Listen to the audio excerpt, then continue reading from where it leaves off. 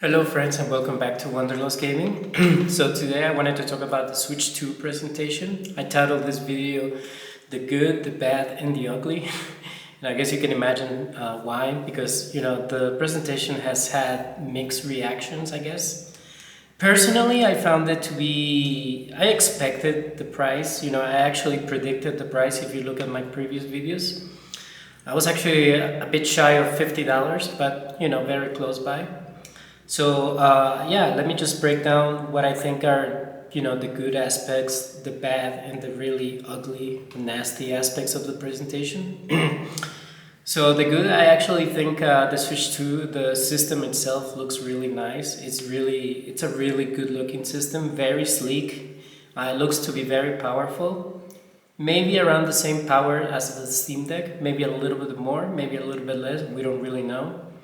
But yeah, it looks like Nintendo is finally catching up with modern gaming standards.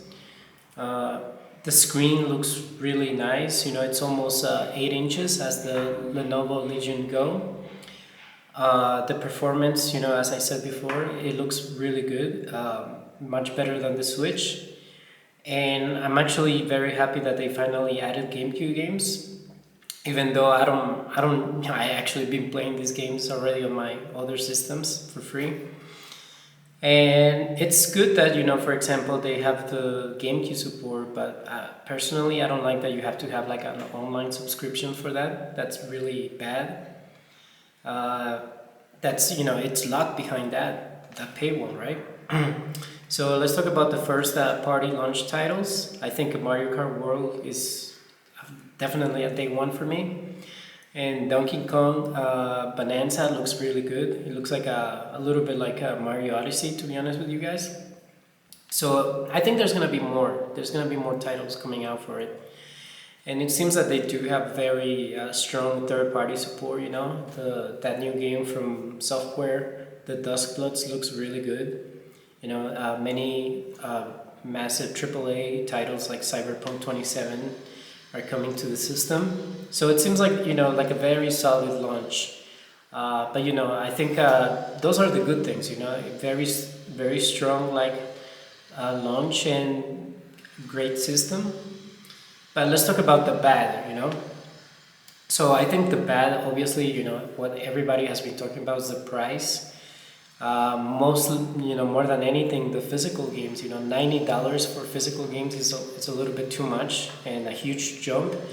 Even though people will say, oh, like back in the 90s, like Zelda was like $100. It's true, it's true, but people are struggling right now. The economy is pretty bad.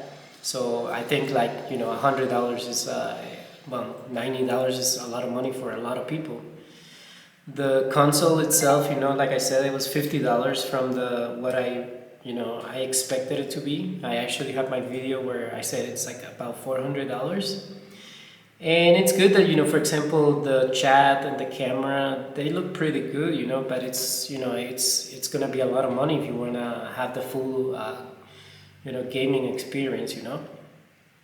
I also think it's, the upgrades for the fees are pretty substantial, about $20 to get the enhanced versions of Zelda and some titles.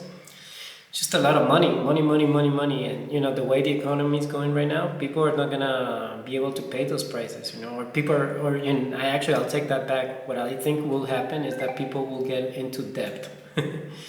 So the ugly, really quick, the tech demo. Why are we have to paying for that? That's ridiculous that we have to pay for a tech demo. They should have learned from Sony, the Astro Playroom. And I also think that if you want to pre-order directly with Nintendo, you have to have a Switch Online subscription and 50 hours of gameplay. It's just nasty stuff, I don't know why they have to do that. So overall, good, but a lot of bad and a lot of ugly. So that's the video for today, guys. Bye bye.